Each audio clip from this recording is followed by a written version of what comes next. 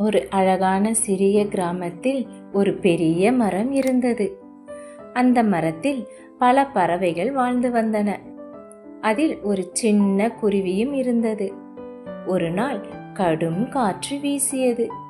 அனைத்து பெரிய பறவைகளும் பயந்து போய் பறந்து போயின.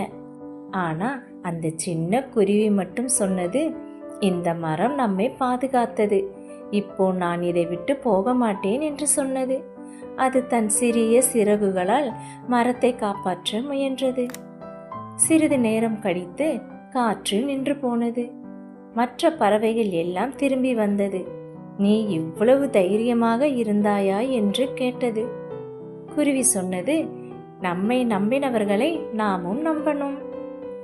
கதையின் நெறி: சிறியவர்களாக இருந்தாலும் தைரியம் இருந்தால் பெரிய விஷயங்களையும் செய்யலாம்.